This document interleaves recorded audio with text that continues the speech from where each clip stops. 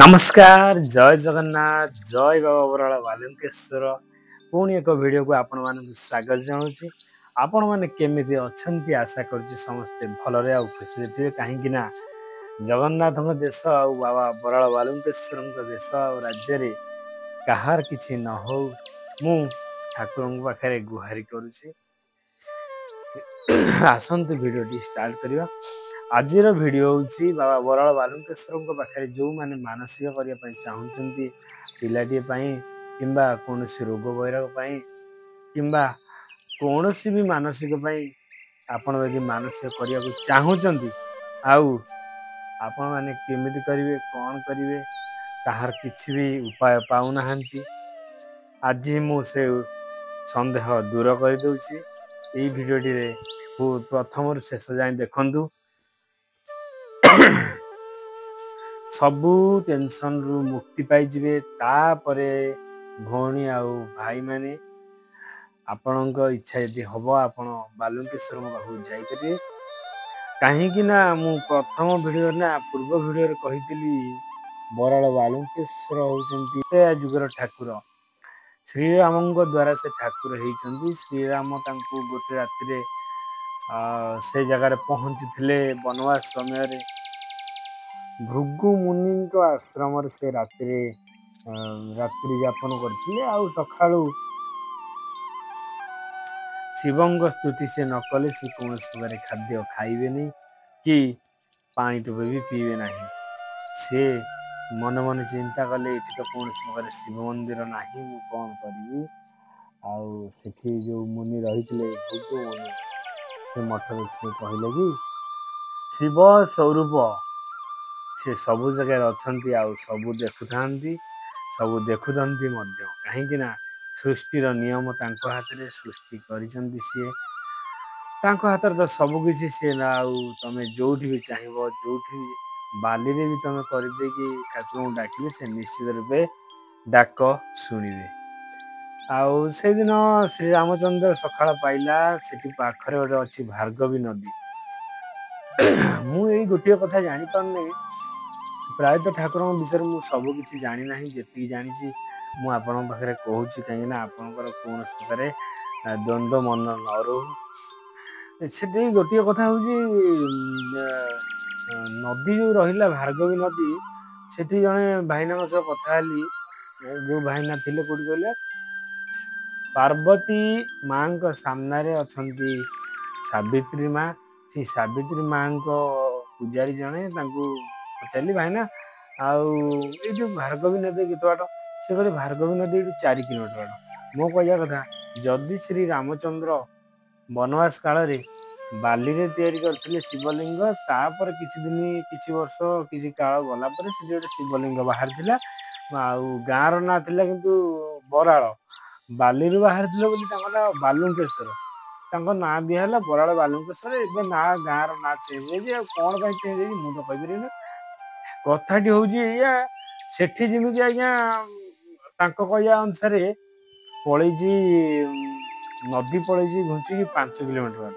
ଆହୁରି ଗୋଟେ କଥା କହି ରଖିବାକୁ ଚାହିଁବି, ଜଗନ୍ନାଥଙ୍କର ଯେତେବେଳେ ପୂର୍ବ ଥିଲା, ତାଙ୍କର ନୀଳଗିରି ପର୍ବତ ଉପରେ ସିଏ ବାସ କରୁଥିଲେ ପ୍ରଭୁ ନୀଳମାଧବ ରୂପରେ।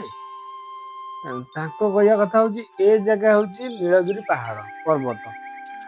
ଆଉ ଆପଣମାନେ ଯଦି ଜାଣିଥିବେ ମୋତେ ସେ ବିଷୟରେ କିଛି କହିବେ, କାହିଁକିନା ଏଇ ଗୋଟେ କଥା ମୋର ଭାରି ମାଇଣ୍ଡରେ ଦ୍ୱନ୍ଦ୍ୱରେ ଅଛି। ଯଦି ନୟାଗଡ଼ ଜିଲ୍ଲାରେ କଣ୍ଟିଲୋ ଗ୍ରାମରେ ପ୍ରଭୁ ନୀଳମାଧବ ସେଠି ବାସ କରୁଥିଲେ, ତାଙ୍କର ସେଠି ସବୁ ରହିଛି, ସବୁ ମନ୍ଦିର ଅଛି, ଯେଉଁ ବାଟ ଦେଇକି ରାଜା ଆସିଥିଲେ ସେ ବାଟ ଅଛି। ଯଦି ସେଠି ସବୁ କିଛି ଅଛି, ତାହେଲେ ଏଠି କାହିଁ ନୀଳଗିରି ପର୍ବତ କୁହାହେଉଛି? ଆମର ପୁରୀରେ କହୁଛନ୍ତି ନୀଳଗିରି ପର୍ବତ, ୟାରି ମୂଳରେ ଠାକୁର ରହିଥିଲେ। ଆଜି ଭଙ୍ଗା ହେଇକି ସେ ଶ୍ରୀମନ୍ଦିର ହେଲା।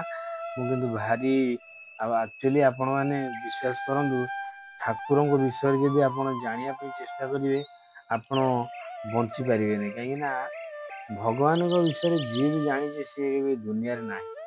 जो मैंने जानी परफेक्ट फुल जाना जो मैंने भगवान को खोजुंट से मैंने जदि पाइबे पाइबे सी निश्चित रूपे मरजे छाड़ू ठाकुर कथा आम कौन कह कहीं ठाकुर कथा आम कहवाई योग्य नुह आमर से ज्ञान ना कि कौन ठाकुर कथा विषय कहीपर जी जानी आज्ञा कहली आसतु आरंभ करवा से कथा अधार अटकी जो कथा आपण मैंने जो भाई और भौणी मैंने प्रथम थर करने चाहूँगी से भाई भौणी मानक गोटे कथा कहूँ जिते भी आप बाहर यही कथाटी मन रखु यही कथा जी मन न रखिए मुझे कहूँ मो कथा इम्पोर्टाट नुह एक्चुअली आपण किंतु जदि आप भावे मो ये कथा आपण इम्पोर्टाट कहीं मुझे ठाकुर माया कौन जानी आ बाबा बालुकेश्वर कौन मुझे जानी निज आखिरे देखी मु निज आखिरे आपण मैंने भावुँ निज आखिरे कौन ठाकुर देखुचे ना ना निज आखिरे मुझे ठाकुर देखनी जो भाई और भौणी मैंने जाइछन्ति से जगह को तांकर कौन परिवर्तन से मैंने कौन पाइछन्ति कौन से मैंने बुली बुली बुली बुली आसला परे एइठी पाइछन्ति मु सेरा सब आखिरे देखी देखला पर मन पूरा ठाकुर ऊपर पूरा शब्द होगी रही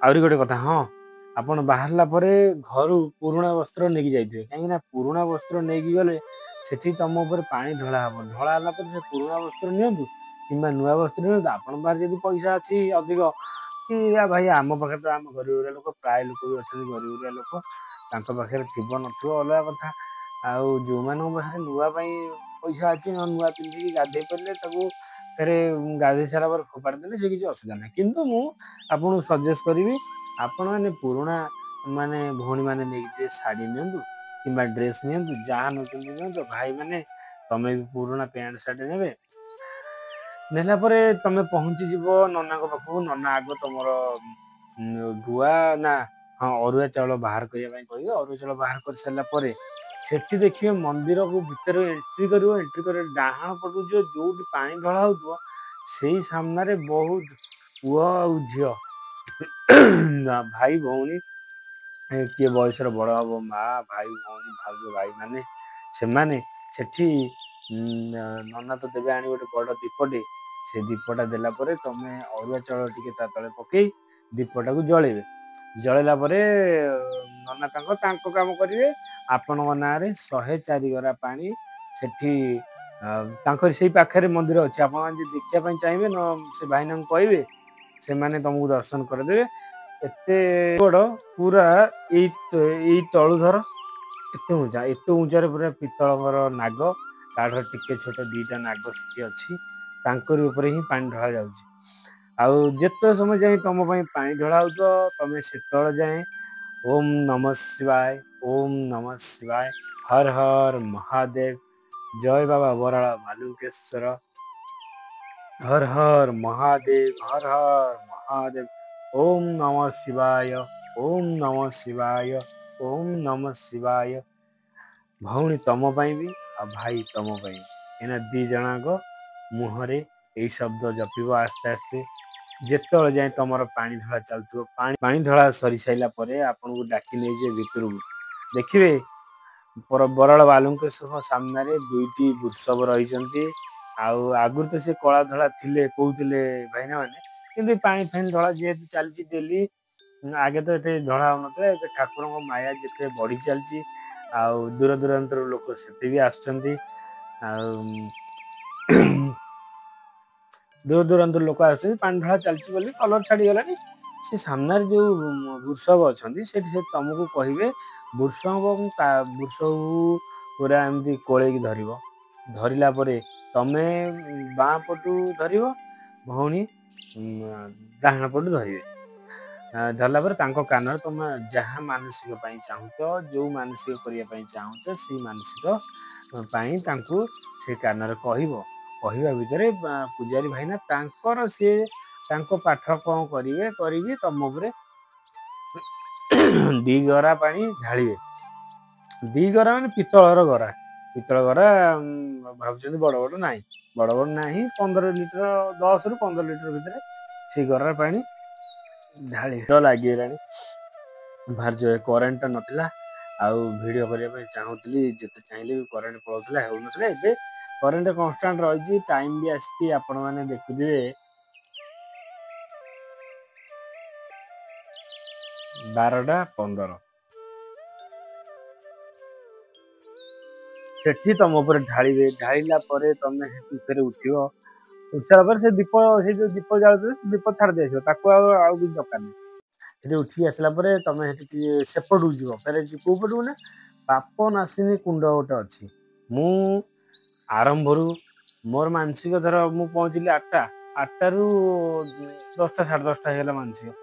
ତା ଭିତରେ ମୋର କଣ ହେଇଛି କଣ ନାହିଁ, ମୋ ସହିତ କେମିତି ହେଇଛି, ଆଉ କଣ ନିୟମ ହେଲା କଣ ନାହିଁ, ସେସବୁ ନିହାତି ରୂପରେ ଆପଣଙ୍କର ଜାଣିବା ଦରକାର। ଯଦି ଆପଣମାନେ ଏଇସବୁ ନିୟମରେ ରହିପାରିବେ ତାହେଲେ ନିଶ୍ଚିତ ଯିବେ, ଭଗବାନ ତମ ଡାକ ନିଶ୍ଚିତ ଶୁଣିବେ। ଏଇଟା ହେଉଛି ଅକ୍ଷରେ ଅକ୍ଷରେ ଲେଖା ହେଇଛି, ଆଉ ଶୁଣିବେ ମଧ୍ୟ। ତାପରେ ସେ ପାପନାଶିନୀ କୁଣ୍ଡ ପାଖରେ ଗଲା ପରେ ସେଠି ତମକୁ ବସେଇବେ, ତମେ ଆଣ୍ଠେଇକି ବସିବ, ସେଠି ଆଣ୍ଠେଇବ, ଆଣ୍ଠେଇକି ଜୁହାରି ହବ। 2 ଜଣ, ଆମେ ବି 2 ଜଣ ଜୁହାରି ହେଇଥିଲୁ। ସେଠି ଜୁହାରି ହେଲା ପରେ ତମ ଉପରେ ପାଣି ଢାଳିବେ, ସେଠି ବି 2 ଘରା ପାଣି ଢାଳିବେ। 2 ଘରା ପାଣି ଢାଳି ସାରିଲା ପରେ ତମ ସେଠି ଯୋଉ ପ୍ୟାଣ୍ଟ ସାର୍ଟଟା ପିନ୍ଧିଥିଲ, ସେ ପ୍ୟାଣ୍ଟ ସାର୍ଟଟା ସେଠି ପାଖରେ ଗୋଟେ ଛୋଟ ମନ୍ଦିର ଅଛି, ମାଙ୍କ ମନ୍ଦିର। କୋଉ ମନ୍ଦିର ମୁଁ ଏତେ ଭିତରକୁ ତ ଯାଇନି, କାହିଁକିନା ସେଟା ଆଉ ସେ ଲେଡିସ୍ ମାନେ ସେଠି ଯାଇକି ପ୍ୟାଣ୍ଟ ସାର୍ଟ ପାଲଟି ପାରିବେ। ଆଉ ଆମେମାନେ ଯଦି ଯିବା, ଆମେମାନେ ସେ ଯୋଉଠି ପାଣି ଢଳା ହେଲା ଠିକ ସେଇଠି ପାଲଟିବା। ପାଲଟିଲା ପରେ ସେଇଠି ଗୋଟେ ପାପନାଶିନୀ କୁଣ୍ଡ ଅଛି, ସେ ପାପନାଶିନୀ କୁଣ୍ଡରେ ଆମେ ପକେଇଦବା ସବୁ ପ୍ୟାଣ୍ଟ ସାର୍ଟ। ସେ ସବୁ ସଇଲା ପରେ ସେଠି ପାପନାଶିନୀ କୁଣ୍ଡ ଅଛି, ସେଠି ନେଇ ପକେଇଦବ। ପକେଇଦେଲା ପରେ ସେଠୁ ଫେରେ ପୂଜାରୀ ଭାଇନା ତମକୁ ଡାକିକି ନେବେ ଭିତରକୁ, ଯୋଉଠିକି ଗରୁଡ ବସିଛନ୍ତି। ଗରୁଡ ସ୍ତମ୍ଭଟେ ଭିତରେ ଅଛି, ଆଉ ସେଠି ଦୀପ ଫିପ ବହୁତ ଲାଗିଥିବ। ସେଇଠି ବହୁତ ଭାଇ ଆଉ ଭଉଣୀ ମାନେ ବସିକି ଦୀପ ଜାଳୁଥିବେ, ଆଉ ତାଙ୍କର ମାନସିକ ପାଇଁ ସେମାନେ ସଜଡା ସଜଡି କରୁଥିବେ, ଯୁଆଡେ ଯାହା କରି ଯୋଗାଡ କରୁଥିବେ। ଆଉ ତମେ ମାନେ ଯିବ, ନନା ଆଣିକି ଗୋଟେ ପଇଡ ଦେବେ, ନଡିଆ ନୁହଁ, ପଇଡ ଆଉ ଗୋଟେ କରିଆ ଦେବେ। ଦେଲା ପରେ ତମେ ସେଠି ଠାକୁରଙ୍କୁ ଡାକିକି ବାନ୍ଧିବ ତମ ଅରୁଆ ଚାଉଳ ଆଉ ଗୁଆକୁ ପୁରା ଗଣ୍ଠିଲେ ଟାଇଟ୍ କରି ପୁରା ଟାଇଟ୍ କରି ଭିଡି ବାନ୍ଧିଦବ। ବାନ୍ଧିଦେଲା ପରେ ନନା ଆସି ତାଙ୍କର ଟିକେ ପାଠ କରିବେ, କଲା ପରେ ସେ ଜିନିଷକୁ ନେଇକି କହିବେ ତମେ ଆସ ଦର୍ଶନ କରିବା ପାଇଁ ଆସ। ଦର୍ଶନ କରିବା ପାଇଁ ଆସିଲେ ତମେ ଫେରେ ଯଦି ଫାଙ୍କା ଥିବ ଡାଇରେକ୍ଟ ଠାକୁରଙ୍କ ପାଖକୁ ଯାଇପାରିବ। ଯଦି ଫାଙ୍କା ନଥିବ, ଲାଇନରେ ଥିବ, କାହିଁକି ନା ଜାମ ଅଛି, ଯଦି ବି ଆମେ ମାନସିକ କରୁଛନ୍ତି। ଆଉ ଭାଇ ଭଉଣୀ ମାନେ ସିଏ ବି ଆଗରୁ ଆସିକି ଲାଇନ ଲଗେଇଛନ୍ତି ଦର୍ଶନ କରିବା ପାଇଁ। ଆପଣମାନେ ତ ଦେଖୁଥିବେ, ୟୁଟ୍ୟୁବରେ ଦେଖୁଥିବେ, ଇନଷ୍ଟାଗ୍ରାମରେ ଦେଖୁଥିବେ। ସକାଳ ପାଇଲେ ବାବା ଏଠି ତ ବାଲୁଙ୍କେଶ୍ୱର ଅଛନ୍ତି, ମୁଁ ଆଗରୁ କହିଦେଲି ନା। ଯାଜପୁରରେ ବାବା ବରାଳ ବାଲୁଙ୍କେଶ୍ୱରଙ୍କର 2ୟ ରୂପ ଅଛି। ଯଦି ଆପଣମାନେ ଯାଜପୁର ଜିଲ୍ଲାରୁ କହୁଛନ୍ତି, ଯଦି ମାନସିକ କରିଛନ୍ତି ବାଲୁଙ୍କେଶ୍ୱରଙ୍କ ପାଖରେ, ଆସିକି ନିଶ୍ଚିତ ବାଲୁଙ୍କେଶ୍ୱରଙ୍କ କତିରୁ ଦର୍ଶନ କରି ଯାଆନ୍ତୁ ସୋମବାର। କାହିଁକିନା ଆମେ ତ ବରାଳ ବାଲୁଙ୍କେଶ୍ୱରଙ୍କ ପାଖକୁ ଯାଇପାରିବାନି। ଯଦି ବା ମାସକୁ ଥରେ ଟାଇମ ବାହାର କରିକି ଯିବୁ, ସବୁବେଳେ ତ ଯାଇପାରିବାନି। ଯଦି ଆପଣମାନେ ଯାଜପୁର ଜିଲ୍ଲାର ସାହାପୁର ବୋଲି ଗୋଟେ ଗାଁ ଅଛି, ସାହାପୁର କୁଆଖିଆ ଆପଣ ଜାଣିଥିବେ, ଯଦି ସେଇ ଆଖପାଖରେ ତମେ ସାହାପୁର କୁଆଖିଆ ଯୋଉ ଗୋଟେ ମାର୍କେଟ, NH ମାର୍କେଟ, ଯଦି ତା ପାଖରେ ତମେ ଥିବ, ତାହେଲେ ନିଶ୍ଚିତ ରୂପେ ଆସିକି ଠାକୁରଙ୍କ ପାଖରେ ଟିକେ ଦର୍ଶନ କରିବେ। କାଲି ଆମର ବେଢା ପରିକ୍ରମା କରିବାର ଅଛି, କାହିଁକିନା ଶିବ ଚତୁର୍ଦ୍ଦଶୀ ଆରମ୍ଭ ହେଇ ଆସିଛି। ଆଜି ଆମେ ଟିକେ ଖବର ପାଇଲୁ, ଆଉ ସେଥିଲାଗି ଆମେ କରିପାରିଲୁ। କାଲିଠାରୁ ଆମେ ଷ୍ଟାର୍ଟ କରିବୁ। ଏଇଟା ନିହାତି ଦରକାର, ଯୋଉମାନେ ମାନସିକ କରିଛନ୍ତି ନିହାତି ଦରକାର। ସେଠି ତମେ ମାନେ ଲାଇନରେ ରହିବ, ଯଦି ଜାମ୍ ଥିବ, ଜାମ୍ ନଥିବ, ତମକୁ ନନା ପାଖକୁ ନେଇଯିବେ। ସେଠି ତମ ନାଁରେ, ତମ ଘର ଧର ଯାଜପୁର, ତମ ଯାଜପୁର ଜିଲ୍ଲା ନାଁରେ, ତମ ନାଁରେ ବହୁତ ପାଠ 5-10 ମିନିଟ ଭଳିଆ ସେଠି କରିବେ।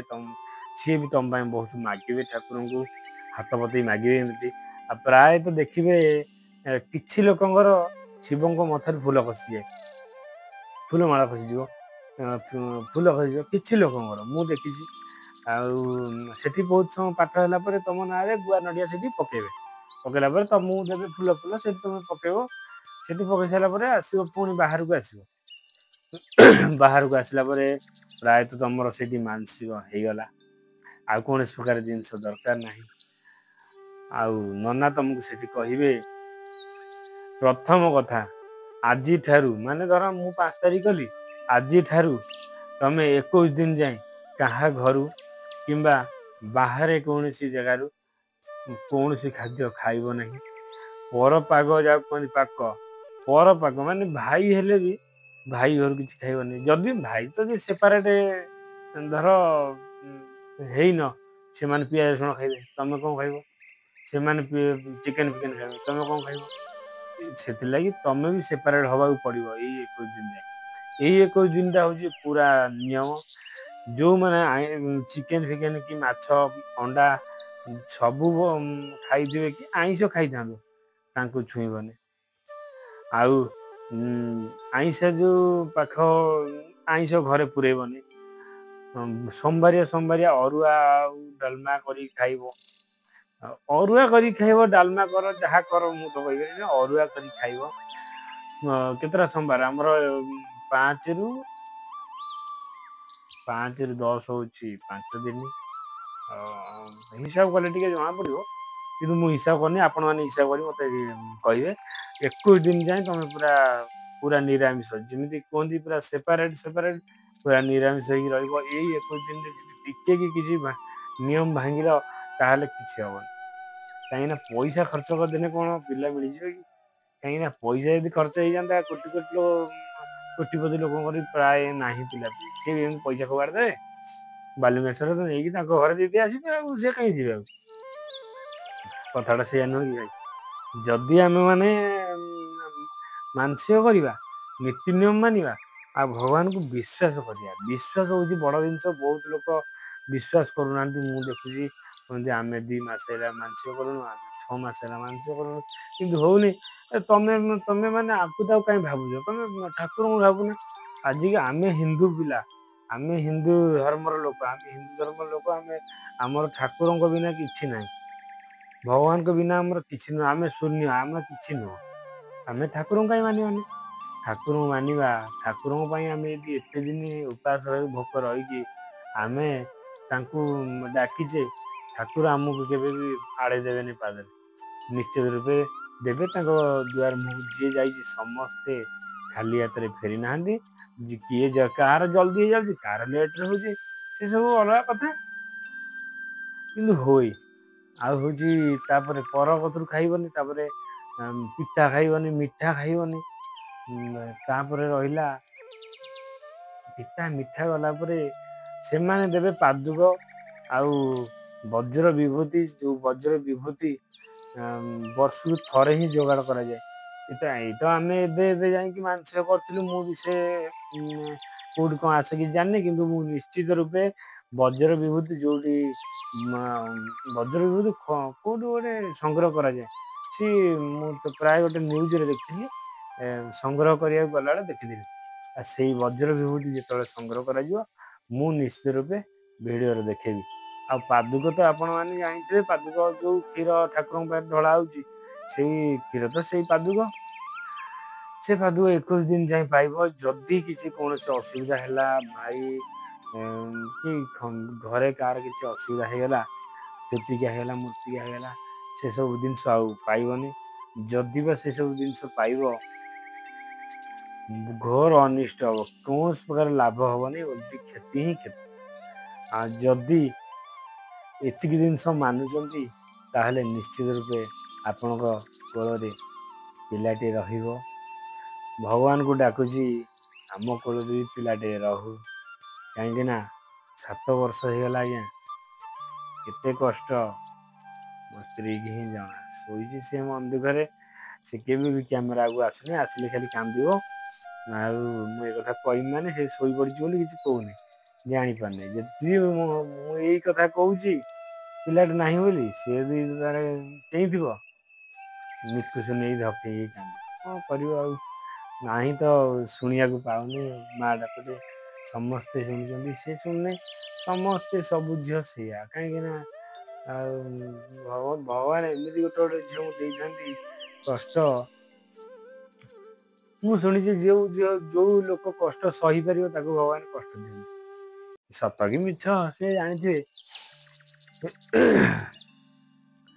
ସର୍ବଶେଷରେ କେତେ ଟଙ୍କା ଖର୍ଚ୍ଚ ହେଇଯାଉଛି ମୁଁ ସେଇ କଥାଟା କହୁଛି।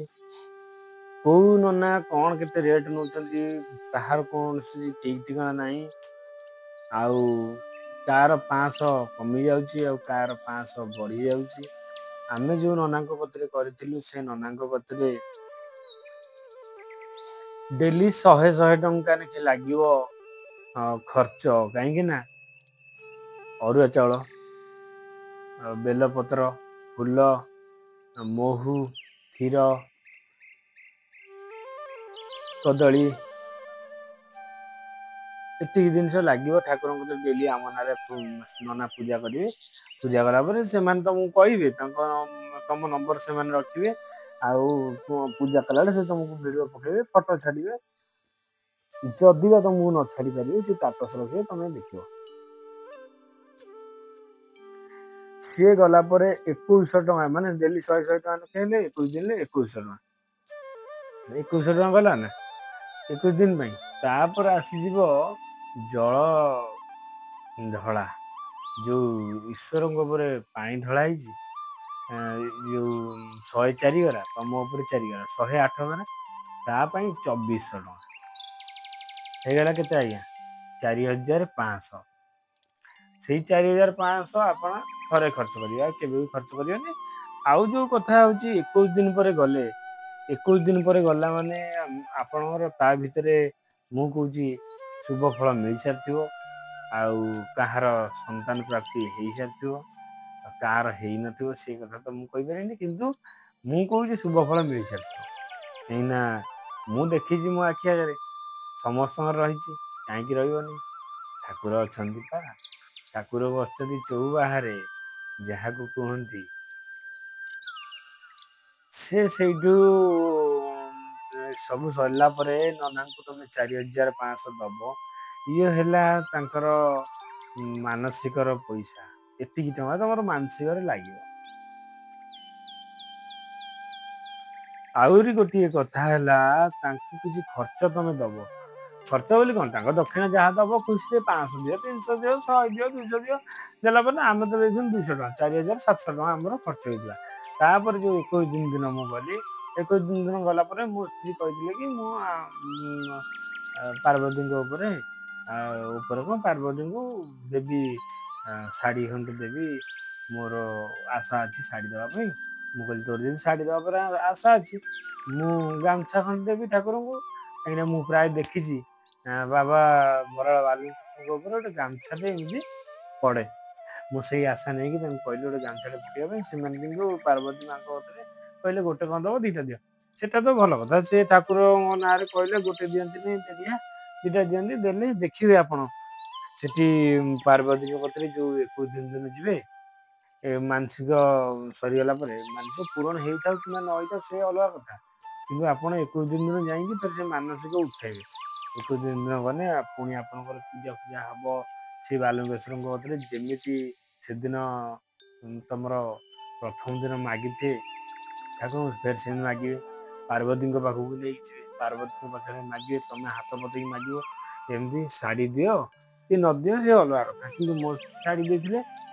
ସେ ଯେତେବେଳେ ମାଗିଥିଲେ, ଆପଣ ମାନେ ମୋର ଗୋଟେ ପଛରେ ଗୋଟେ ଭିଡିଓ ଅଛି ଦେଖିବେ। ମୋ ସ୍ତ୍ରୀ ହାତରେ ଫୁଲ ଖସିଥିଲା। ଭଗବାନ କରିଛି ସେଇ ଫୁଲ ସମସ୍ତଙ୍କ ହାତରେ ଖସୁ, ଆଉ ସମସ୍ତଙ୍କ କୂଳରେ ପିଲାଟେ ରହୁ। ଆଉ ଯଦି ପିଲା ରହିଲା, ପ୍ରାୟ ମୋର ତ ହେଇଗଲା ମାନେ, ମୁଁ ଆମ ଗାଁରେ ପ୍ରାୟ ଲୋକ ଅଛନ୍ତି। ସମସ୍ତଙ୍କୁ ବାବା ବରାଳ ବାଲୁଙ୍କେଶ୍ୱର, ବାବା ବରାଳ ବାଲୁଙ୍କେଶ୍ୱର। ଆଉ ଏତିକି କହିବି, ଆପଣ ମାନେ ତ ଜାଣିପାରିଥିବେ କେତେ କଣ ଖର୍ଚ୍ଚ, କଣ ନାହିଁ, କଣ ନିୟମ ମାନିବାକୁ ପଡିବ। ମେନ୍ ନିୟମ ଟା ହଉଛି ଏଇଆ ମେନ୍ ନିୟମ ଟା କଣ କହିଦେଲି। ଆଉ